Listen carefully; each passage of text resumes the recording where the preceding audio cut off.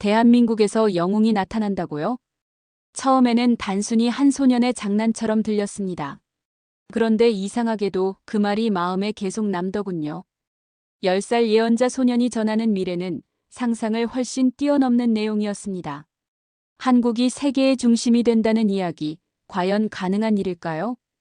이번 영상에서는 그 놀라운 예언의 진실과 우리가 주목해야 할 메시지를 함께 살펴보겠습니다. 시청하시기 전에 좋아요와 구독 버튼 한 번씩 눌러주시면 앞으로 더 나은 콘텐츠 제작에 큰 도움이 됩니다. 제 이름은 이치카와 켄지이며 나가사키의 작은 교회를 운영하고 있는 목사입니다. 거의 40년 가까이 신앙의 길을 걸어오면서 많은 사람과 이야기를 나누었고 수많은 사연을 접해왔습니다. 하지만 2년 전 한 소년을 만나고 나서 제 인생의 방향이 완전히 달라졌죠. 그 소년의 이름은 타카하시 료였습니다. 그 아이를 처음 만난 건 저희 교회에서 주최한 지역 봉사활동 자리였고 당시 료는 8살이었지요. 조용하고도 깊은 눈빛을 가진 그는 처음부터 또래 아이들과는 다른 분위기를 풍기고 있었습니다. 료의 부모님 말씀으로는 아이가 3살 무렵부터 이상한 행동을 보이기 시작했다고 합니다. 한밤중에 갑자기 잠에서 깨어 티베트어로 기도문을 외우거나 한 번도 가본 적 없는 사원의 구조를 정확하게 묘사하는 등 설명이 어려운 모습들이 이어졌다고 하셨지요. 그런 료가 제게 처음으로 했던 말이 아직도 선명하게 기억납니다. 저는 전생의 티베트 라사의 대라마승이었어요. 그전에는 고려의 승려였고요. 그보다 더 이전에는 인도에서 구루로 살았죠. 그리고 제게 가장 중요했던 전생은 신라 화랑이었을 때예요. 8살짜리 아이의 입에서 나온 말이라고는 믿기 어려운 깊이와 확신이 담겨 있었습니다. 특히 신라라는 고대 한국 왕국의 이름을 자연스럽게 언급한 점이 무척 인상 깊었지요. 일본의 어린아이가 어떻게 그런 지식을 알고 있었을까? 저는 의문을 품지 않을 수 없었습니다. 그의 부모님 역시 당황스러워하셨지만 료는 자신이 기억하고 있는 전생에 대해 계속해서 이야기했어요. 그는 티베트 사원의 의식과 명상법은 물론이고 라사로 이어지는 비밀 산길에 대해서도 놀라울 정도로 자세히 설명했습니다. 그리고 신라 화랑들의 수련 방식과 철학 역시 너무도 구체적이고 생생하게 이야기했지요. 처음에는 아이의 상상력이겠지라고 생각했습니다. 하지만 료가 말한 내용 가운데 일부는 역사적 사실과도 일치했으며 그가 사용한 티베트어 단어들 또한 정확하게 해석되었기에 저는 놀라움을 감출 수 없었습니다. 무엇보다 그가 언급한 내용 중에는 인터넷이나 일반 책으로는 접하기 힘든 세부 정보들도 포함되어 있었지요. 특히 신라 화랑에 대한 그의 묘사는 2023년에 처음으로 공개된 고대 문서와 놀랍도록 일치했습니다. 그 문서는 당시 학계에서도 화제를 모았던 만큼 료의 기억은 단순한 우연이라 보기 어려웠습니다. 그리고 어느 날 료는 또 하나의 예언을 털어놓았지요. 미얀마에서 곧 큰 지진이 날 거예요. 2025년 3월 28일 사가잉 지역에서요. 많은 사람이 다치거나 목숨을 잃게 될 거예요. 그리고 이건 단지 시작일 뿐이에요. 세계는 머지않아 큰 변화를 맞이하게 될 거고 그 중심엔 한국이 서게 될 거예요. 료가 9살이 되던 2024년 여름 그는 갑작스럽게 놀라운 예언을 전했습니다. 당시에는 그 말을 진지하게 받아들이는 사람이 거의 없었지요. 하지만 그가 말했던 정확한 날짜와 장소에서 실제로 규모 7.7의 강진이 발생하면서 모두가 큰 충격에 빠졌습니다. 미얀마 사가잉 지역에서 일어난 지진으로 인해 2056명이 목숨을 잃었고 3,900명에 달하는 부상자가 발생했다는 보도가 이어졌습니다. 그 소식을 뉴스로 접하면서 저는 몸이 떨릴 정도로 놀라움을 느꼈습니다. 료가 했던 말이 현실이 되었던 것입니다. 그때 료는 저에게 조심스럽게 말을 꺼냈습니다. 켄지 목사님, 저는 꿈에서 봤어요. 한국이 세계의 중심이 되는 모습을요. 그들은 아주 오래전부터 선택받은 민족이에요. 화랑의 정신과 현대의 기술이 하나가 되어 앞으로 새로운 인류 문명을 이끌게 될 거예요. 그의 이 말은 저에게 깊은 울림을 안겨주었습니다. 일본인인 저로서는 한국에 대해 여러 감정이 얽혀 있었지만 료가 전하는 메시지는 제 안에 자리 잡은 고정관념을 완전히 흔들어 놓았지요. 이 예언이 세간에 알려진 이후로 료의 집 앞에는 수많은 기자들과 호기심을 가진 사람들이 찾아오기 시작했습니다. 하지만 그의 부모님께서는 아들의 사생활과 안전을 최우선으로 생각하셨기 때문에 대부분의 인터뷰 요청을 정중히 거절하셨습니다. 그럼에도 불구하고 료는 저를 신뢰해 주었고 자신의 환상과 예언을 꾸준히 들려주었지요. 이제 10살이 된 그는 더욱 구체적이고 놀라운 내용들을 이야기하기 시작했습니다. 료가 말한 것들은 단순한 자연재해의 예측을 넘어 세계 질서의 근본적인 변화와 그 안에서 한국이 맡게 될 역할에 관한 것이었습니다. 이건 끝이 아니라 시작이에요. 앞으로 세상은 더 많은 고통을 겪게 될 거예요. 하지만 그것은 꼭 필요한 과정이에요. 낡고 부패한 세상이 무너지고 새로운 세상이 태어나기 위한 진통이라고 보면 돼요. 그리고 그 중심엔 한국, 단군의 후예들이 설 자리가 마련되어 있을 거예요. 곳곳에서 재해가 일어나는 상황 속에서 료의 예언은 더욱 의미심장하게 느껴졌습니다.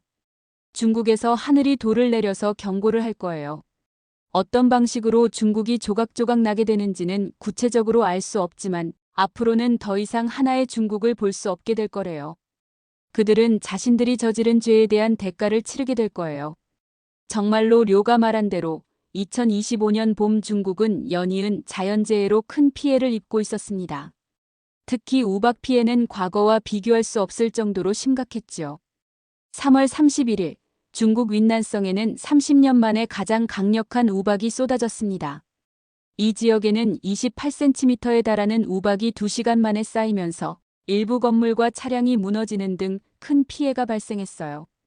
그리고 4월 18일 충칭에서는 달걀 크기의 우박이 쏟아졌습니다. 이로 인해 많은 시민들이 공포에 떨었고 우박이 떨어지는 장면은 영상으로 촬영되어 소셜미디어를 통해 전 세계로 퍼져나갔습니다. 충칭에 우박이 쏟아지던 그날 베이징과 상하이 등 중국의 주요 도시들에도 초강력 태풍이 동시에 발생했죠. 이로 인해 수천 채의 건물이 파괴되었고 수백 명의 생명이 희생되었습니다. 더욱 놀라웠던 것은 중국의 국보급 문화재가 보관되어 있던 한 보관소에 벼락이 떨어져 큰 화재가 발생했다는 점입니다. 그런데 기적적으로 불타지 않고 남은 유물들은 전부 한국에서 약탈해간 고대 유물들이었어요.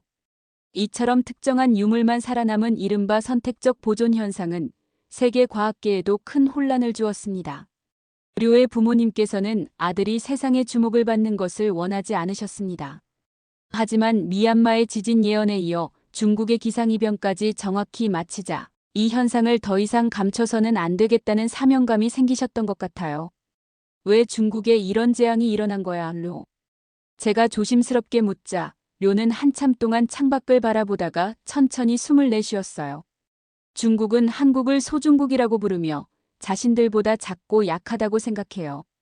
겉으로는 무시하면서도 실제로는 한국의 문화를 흡수하려는 계획적인 활동을 벌이고 있어요. 동북공정이라는 이름의 역사 왜곡 프로젝트를 추진하고 있고 김치, 한복, 판소리, 심지어 한글까지도 자신들의 것이라 주장하고 있죠. 그들은 한민족의 오랜 역사를 부정하며 그들의 영혼을 빼앗으려 했어요. 10살짜리 아이의 입에서 나왔다고는 믿기 어려울 만큼 정교한 국제 정치적 분석이었습니다. 저는 도저히 이해가 되지 않아 다시 물어보았습니다.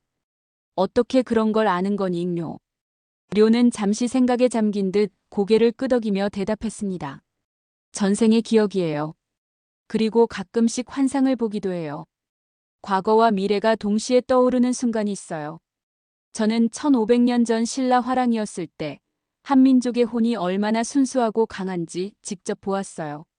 그들은 천손민족이에요. 하늘의 자손들인 거죠. 그래서 하늘이 그들을 지키는 거예요. 그의 말은 점점 더 놀라운 방향으로 이어졌습니다.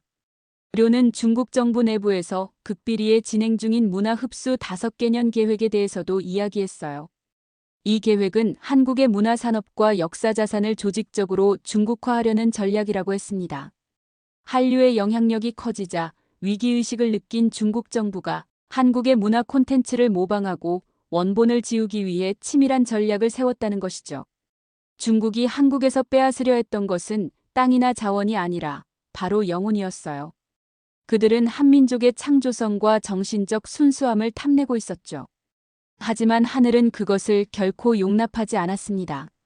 료는 그 뒤에도 계속해서 충격적인 이야기들을 전해주었습니다. 중국이 한국에게 저질러온 모든 잘못된 행동들, 그리고 그것이 어떻게 나라를 수호하는 신들의 분노를 샀는지에 대해서였죠. 10년 전 중국의 어느 비밀 회의에서 한 고위 관료가 이렇게 말했어요. 한국 문화는 이제 너무 강력해졌다. 우리는 그것을 흡수해서 중국 것으로 만들어야 한다. 바로 그것이 모든 문제의 시작이었어요. 더욱 놀라웠던 것은 료가 그 회의 내용을 중국어 그대로 인용했다는 사실이었습니다. 그는 한 번도 중국어를 배운 적이 없었거든요. 중국 정부도 알고 있어요. 이 재앙을 멈추기 위해서는 반드시 한국의 진심으로 사과해야 한다는 걸요. 하지만 그들의 자존심이 그것을 허락하지 않아요. 곧 더 큰 재앙이 찾아올 거예요. 매우 특별한 재앙이요. 료의 말을 들으며 저는 깊은 생각에 잠기게 되었습니다. 영적인 세계와 현실 정치가 이토록 긴밀히 연결될 수도 있다는 사실이 놀라웠습니다. 하지만 료는 조용히 고개를 저으며 말을 이었습니다. 진심 어린 사과가 아니면 아무 소용없어요. 더 크고 분명한 재앙이 닥쳐올 거예요. 중국의 수많은 역사적 유물들 가운데 한국에서 약탈해간 것들만 자연스럽게 부서지게 될 겁니다. 그리고 그들의 대학에서는 한국 역사를 왜곡한 논문들의 데이터가 원인 불명으로 모두 사라지게 될 거예요. 하늘이 직접 진실을 드러내려는 거죠. 그리고 실제로 그의 말대로 중국 전역에서는 계속해서 이상현상과 재난이 이어졌습니다. 베이징 대학 역사학과의 서버에서는 한국 관련 연구 데이터가 모두 사라지는 미스터리한 사건이 발생했지요. 또한 상하이 박물관에 보관 중이던 고구려 유물들 중 일부에서는 원인을 알 수 없는 균열이 하나둘씩 생기기 시작했습니다. 이제 전 세계는 서서히 료의 예언에 귀를 기울이기 시작하고 있었습니다. 그리고 그가 다음으로 꺼낸 예언은 바로 한국의 미래에 관한 것이었죠. 한국에서 빛의 사람이 나타날 거예요. 그는 숨겨진 진실을 밝히고 한국을 새로운 시대로 이끌 인물이 될 거예요. 오랫동안 사람들에게 외면받았지만 하늘의 뜻에 따라 선택된 존재예요. 그의 내면에는 고대 왕들의 지혜가 담겨 있죠. 료는 조용히 눈을 감은 채로 계속 환상을 이야기했습니다. 오랜 세월 동안 감춰져 있던 어둠의 비밀이 마침내 세상에 드러나게 될 거예요. 40년 동안 묻혀있던 문서들, 이 문서들은 한국의 진정한 역사를 밝히게 될 거예요. 그리고 한국의 정치와 경제를 움직여온 그림자 세력의 존재가 세상에 드러나게 되겠죠. 료의 목소리는 점점 더 깊어졌습니다. 하늘이 정한 그 사람은 모든 진실을 이미 알고 있었어요. 다만 아직 시기가 오지 않았기에 침묵하고 있었던 것뿐이에요. 세상이 준비되기를 기다려왔던 거예요. 하지만 머지않아 그는 영웅으로 불리게 될 겁니다. 그의 얼굴엔 엄숙한 기운이 떠올랐습니다. 그 문서들은 모든 것을 드러낼 거예요. 그림자 세력이 어떻게 한국의 정치인들, 기업인들, 언론인들을 매수해왔는지, 또 그들이 한국 사회 내부의 갈등을 어떻게 조장해왔는지도 말이에요. 모든 것이 계획된 일이었고 결국 한국을 약화시키기 위한 시도였던 거예요. 사람들은 믿기 어려운 진실과 마주하게 될 거고 많은 이들이 법의 심판을 받게 될 겁니다. 지금까지 선이라고 믿어왔던 것들이 사실은 악이었고 음모론이라 치부되었던 것들이 결국 진실로 드러나게 되겠죠. 그는 잠시 숨을 고른 뒤 다시 말을 이었습니다. 한국의 영웅은 혼자서 싸우지 않게 될 거예요. 그는 미국과 손을 잡고 함께 움직일 거예요. 강대국과의 새로운 동맹이야말로 한국의 미래를 여는 열쇠가 될 겁니다. 료는 갑자기 몸을 떨며 더욱 강한 목소리로 외쳤습니다. 중국이 한국의 진심으로 사과하지 않는다면 결국 그들의 나라는 조각조각 나게 될 거예요. 어떻게 그렇게 되는지는 저도 정확히는 모르겠어요. 하지만 더 이상 하나의 중국은 존재하지 않게 된다고 했어요. 그들이 스스로 저지른 죄에 대해 반드시 대가를 치르게 될 거예요. 그의 목소리는 어느새 거의 속삭이듯 낮아졌습니다. 그리고 일본 역시 과거의 잘못을 진심으로 인정하지 않는다면 엄청난 자연재해를 피하지 못하게 될 거예요. 지진과 쓰나미가 그 섬을 덮칠 거고 수많은 생명이 위험에 처하게 될 수 있어요. 료는 천천히 눈을 떴습니다. 이 모든 일은 곧 일어날 거예요. 그리고 그때 한국은 지금과는 완전히 다른 나라가 되어 있을 거예요. 그 순간이야말로 진정한 변화의 시작이 될 거예요. 저는 료의 예언을 조용히 기록하면서 깊은 생각에 잠기게 되었습니다. 그의 말이 정말로 현실이 될 수 있을까요? 그리고 그가 말한 빛의 사람은 과연 누구일까요? 료의 예언은 분명 흥미로웠습니다. 하지만 2025년 5월 현재의 대한민국 현실을 보면 그의 말이 당장 이루어질 것 같지는 않아 보였어요. 대통령 탄핵 사태로 인해 나라는 심각한 분열 상태에 빠져 있었고 진보와 보수 간의 대립은 그 어느 때보다 격렬해졌습니다. 새로운 대통령을 뽑기 위한 선거전은 국민들 사이의 갈등을 더욱 심화시키고 있었죠. 일부 사람들은 이러한 혼란이 료가 말했던 그림자 세력의 조종 때문이라고 주장했습니다. 그러나 대부분의 사람들은 그저 정치적 혼란의 일환일 뿐이라며 의미를 부여하지 않았습니다. 과연 이 상황에서 누가 이 모든 혼란을 잠재울 영웅이 될 수 있을까요? 료의 말처럼 그런 존재가 정말 나타날 수 있을까요? 솔직히 말해 그저 10살짜리 소년의 상상이라고 여기고 넘겨버리기에는 아직까지도 마음 한편이 편치 않았습니다. 제 안에서는 계속해서 의문이 꿈틀대고 있었습니다.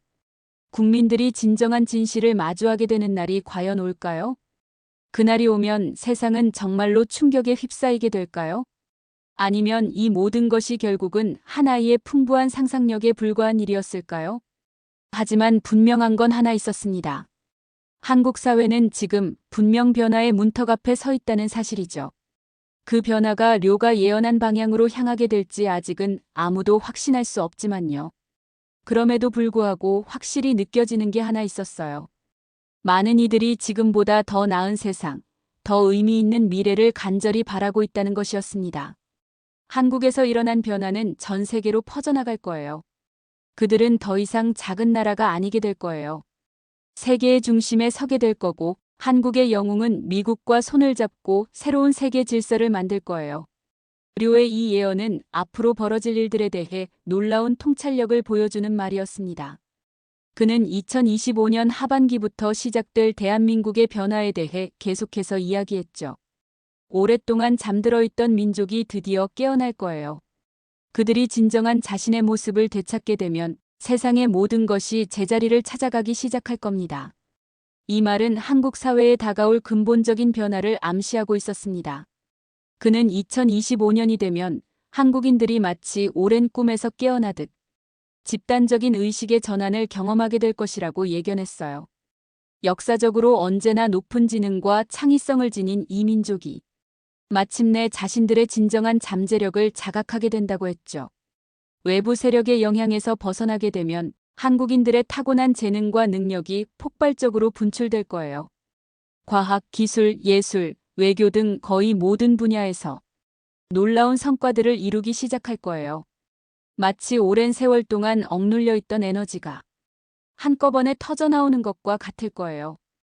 똑똑한 민족이 깨어나기 시작하자 모든 것들이 제자리를 찾아가기 시작할 거예요. 그들은 더 이상 타인의 판단에 휘둘리지 않고 자신의 운명을 스스로 결정하게 될 겁니다.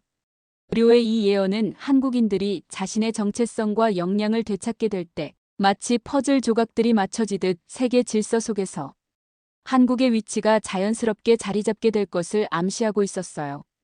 외부의 강요나 억압이 아닌 한국 고유의 가치와 능력이 세계적으로 인정받는 흐름이 시작된다는 의미였죠. 그는 미국과의 관계에 대해서도 중요한 예언을 남겼습니다. 미래의 영웅은 미국과의 관계를 획기적으로 강화하게 되고 경제, 기술, 문화, 외교 등 모든 분야에서 전례 없는 협력 체제가 구축될 것이라고 말했어요. 조선업의 부활과 북극 항로 개척에 대한 언급도 있었습니다. 한국, 북한, 러시아, 미국이 함께하는 북극 항로 프로젝트가 시작될 거예요. 이것은 단순한 무역로가 아니라 새로운 세계 질서의 시작이 될 거예요. 그는 반도체 산업의 혁신에 이어 희토류 자원과 관련된 예언도 덧붙였죠. 세계 어딘가에서 엄청난 보물이 발견될 거예요. 그리고 그 혜택을 가장 크게 받는 나라는 한국이 될 거예요. 료는 의료 분야에서도 혁명적인 변화가 찾아올 것이라고 내다봤습니다. 그들은 숨겨진 질병의 진실을 밝혀낼 거예요. 수많은 사람들이 고통에서 벗어나게 될 거예요. 그리고 한국 사회 내부의 변화에 대해서도 구체적으로 설명했죠. 한국은 과거의 깊은 상처를 치유하고 새로운 미래를 향해 나아가게 될 거예요. 그들의 진정한 힘은 물질이 아닌 정신에서 비롯될 거예요. 오랫동안 한국 사회를 괴롭혀왔던 갈등과 분열은 점차 사라지기 시작할 거예요. 남녀 갈등, 세대 갈등, 지역 갈등도 점차 봉합되고 국민들은 하나의 목표를 향해 힘을 모으게 될 거예요. 한국의 변화는 단지 한국만의 변화로 끝나지 않을 거예요. 그 변화는 곧 세계의 변화를 이끌어내게 될 거예요. 그리고 그 중심에 한국과 미국이 함께 서게 될 겁니다.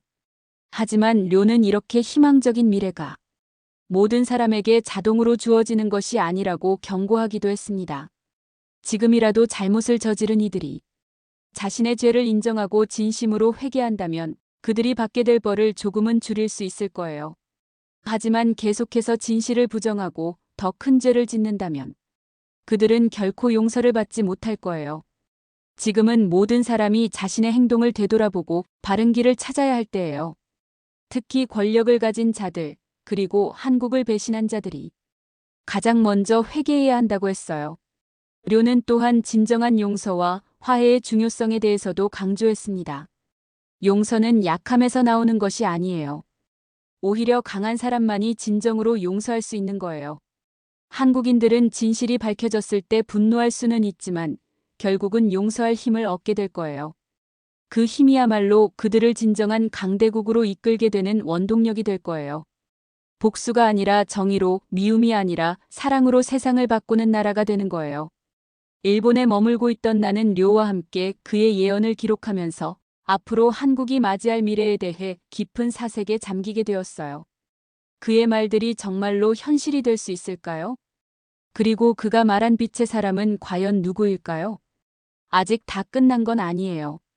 한국의 진정한 힘은 이제 막 깨어나기 시작한 단계예요. 앞으로 그들은 지금보다 훨씬 더 놀라운 변화를 만들어낼 거예요. 똑똑한 민족이 완전히 깨어나게 되면 세상은 이전과는 전혀 다른 모습으로 바뀌게 될 거예요. 료의 말은 단순한 예언을 넘어 어쩌면 인류의 미래에 관한 신의 계획일지도 모른다는 생각이 들었습니다. 그는 마지막으로 제게 이렇게 말했어요. 켄지 목사님 기억하세요. 모든 고통은 다 이유가 있는 거예요. 그리고 그 끝에는 언제나 빛이 있어요. 한국은 결국 그 빛을 세상에 드러내게 될 거예요. 똑똑한 민족이 깨어나기 시작하자 세상의 모든 질서가 제자리를 찾아가기 시작했어요. 이게 바로 우주의 법칙이에요. 료의 이야기를 들으며 저는 2025년에 본격적으로 시작될 한국의 새로운 여정이 세계에 어떤 영향을 미치게 될지 조용히 기대하며 그의 말 하나하나를 정성스럽게 기록해 두었습니다. 며칠 뒤 저는 깊은 고민에 빠지게 되었어요. 료의 예언은 국제관계와 자연재해가 서로 연결되어 있다는 점을 시사하고 있었기 때문이죠. 특히 중국에서 발생한 극심한 기후변화와 잇따른 재해들을 중국이 한국을 부당하게 대했던 결과로 받아들이는 해석은 많은 이들에게 쉽게 받아들여지지 않을 것이라는 생각이 들었습니다. 그럼에도 불구하고 저는 용기를 내어 일본 국내 일부 종교 집회에서 료의 예언을 조심스럽게 공유했어요. 그리고 일본 역시 대지진의 피해를 피하려면 과거 역사에 대한 진정한 사과와 반성이 꼭 필요하다는 메시지도 함께 전했습니다. 예상했던 것처럼 제 주장은 빠르게 사람들 사이에서 퍼져나갔습니다. 하지만 그것을 진지하게 받아들인 사람은 극히 소수에 불과했어요. 대부분은 10살짜리 소년의 말을 근거로 자연재해와 국제정세를 연결짓는다는 점에서 그저 황당한 미신에 불과하다고 여겼죠. 일부 학자들은 제가 종교를 정치적으로 악용하고 있다고 비난하기도 했고, 심지어 제 교회의 일부 신도들조차 저에게 실망감을 드러냈습니다. 지역 신문에는 10살 소년의 예언을 퍼뜨리는 미신적 목사라는 자극적인 제목의 기사가 실렸고, 온라인에서는 저를 조롱하는 글들이 빠르게 확산되었어요. 그때부터 저는 점점 고립되기 시작했습니다. 그리고 오늘 아침 료가 저를 찾아와 조용히 말했어요. 켄지 목사님 걱정하지 마세요. 진실은 때가 되면 드러나게 되어 있어요. 지금은 많은 사람들이 믿지 않지만 그건 그들의 시간이 아직 오지 않았기 때문이에요. 료의 말은 분명 위로가 되긴 했습니다. 하지만 저는 여전히 어떻게 행동해야 할지 확신이 들지 않았어요. 세상이 점점 더 혼란스러워지는 이 시점에서 제가 알게 된 진실을 계속해서 세상에 이야기해야 할까요? 아니면 조용히 때를 기다리는 것이 맞을까요? 창밖으로 흐린 하늘을 바라보며 저는 천천히 한숨을 내쉬었습니다. 그러나 한 가지는 분명했습니다. 이 혼란한 시대 속에서 한 사람의 목사로서 제가 어떤 역할을 해야 하는지 깊이 고민해야 한다는 사실이죠. 비록 지금은 미신으로 치부되더라도 언젠가 진실이 드러날 때 그것을 받아들일 준비가 된 사람들이 있도록 계속 노력해야 하지 않을까요? 여러분은 어떻게 생각하시나요? 10살 소년의 말이 과연 단순한 우연일까요?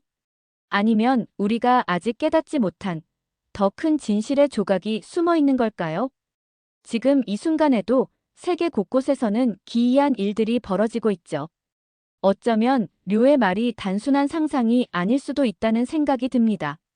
세상이 혼란 속에 있다는 것만큼은 아무도 부정할 수 없으니까요. 그래서일까요? 저는 문득 정말로 우리나라와 이 세상을 바꿀 수 있는 존재가 어딘가에 있기 진심으로 믿고 싶어졌습니다. 오늘 영상은 여기서 인사드릴게요. 언제나 건강하시길 바랍니다. 끝까지 시청해주셔서 진심으로 감사드립니다.